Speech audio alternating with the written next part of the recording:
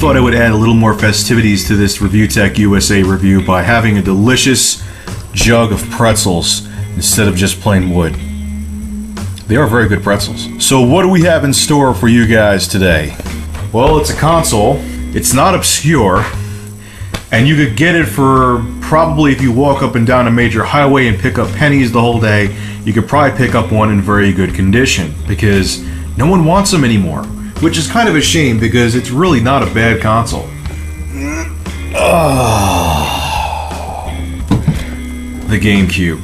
Now, the interesting thing about the Gamecube was that when it came out to compete with the Xbox and the Sony PlayStation 2, it just really didn't make any sense. People at Nintendo who designed this hardware must have been high, and it's not that it's bad, but they just really missed out on key things that people were looking for at the time. Now, obviously, the first one we could look at here is the fact that this does not take DVDs. It is a DVD-based format, but it's an 8-centimeter disc that it takes that holds up to 1.5 gigabytes. And the thing about this instantly killed the whole DVD thing, which people were really looking for back then, because 2001, 2002 is when DVD was kind of in its prime. And on top of it, you couldn't play CDs, which isn't really a big deal. But that whole thing just kind of killed it.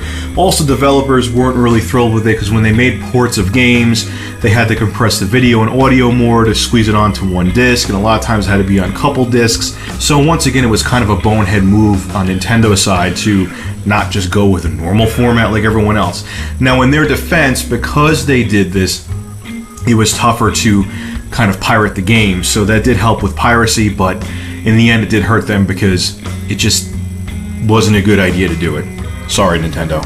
Here's what the discs look like. Obviously, I had to pick up a very awesome copy of Soul Calibur 2. I strongly recommend this game if you do pick up a GameCube. They also have Link in this one too. You get to play as Link, and he's actually a really good character. I've actually ended up playing all 3 Soul Calibur 2s, the one for the PS2, the one for the Xbox, and the one for, obviously, the GameCube, and Link is hands down the best character. Here's a disc. Take it out of its case. I can do without making the disc shatter. And this is it.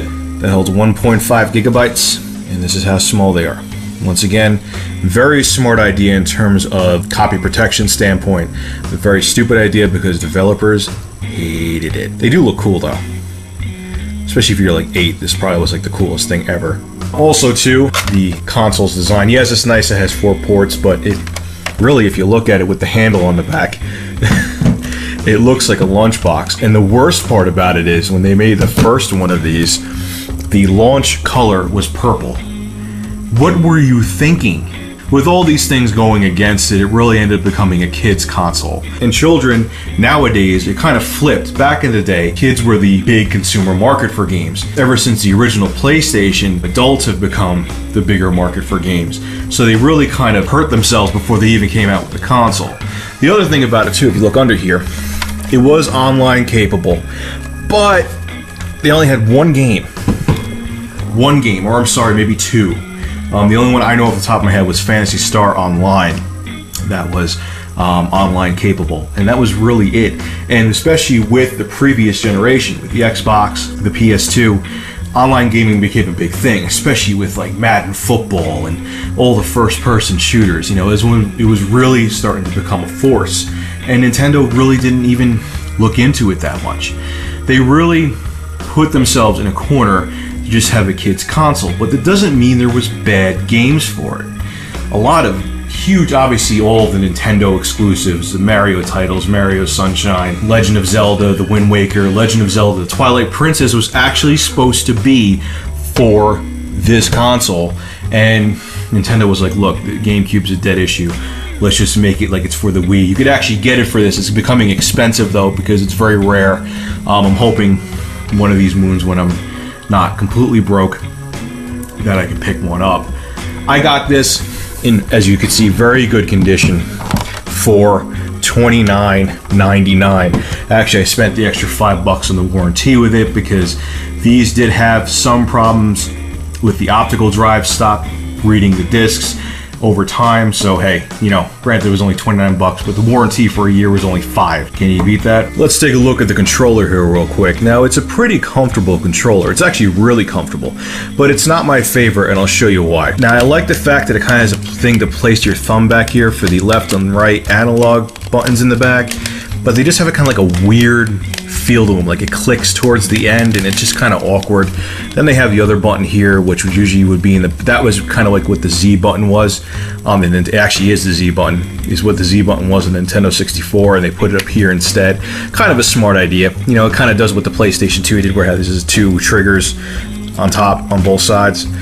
The one thing I hate about this controller, I actually really like everything about it except for this. Now, it's funny, if you look at the Xbox 360, it's kind of like the rough draft for it. You can obviously tell that Microsoft got some influence from the GameCube controller, because this is the other analog stick, and this is the left analog stick. The only thing I don't like about this is because they should have just obviously made 2 of these. This is actually really comfortable. This one, you know, if you're playing a first-person shooter, your finger kind of slips off of it, and it sucks. It was a really stupid idea. Why make this an analog camera button? Just make it another analog stick. But of course, at Nintendo, they have to be different than everybody else. D-pad, nothing special. Start, pause button. Got rid of the select button on this one. Actually, I got rid of on the 64 too, now I think of it. And that's really it. On the front, have 2 places to put memory cards.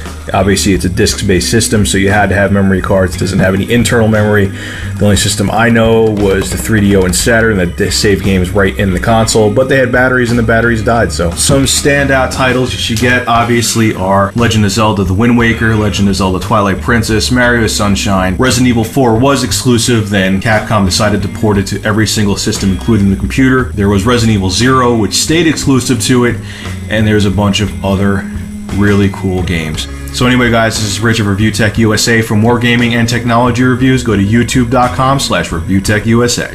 Thank you for watching. Alright, now I'm going to play some POW on my GameCube.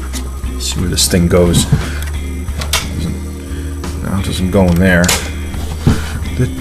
The hell is the Nintendo slot?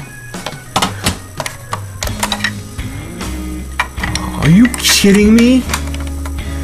You can't, oh my god. Backwards compatible, my ass.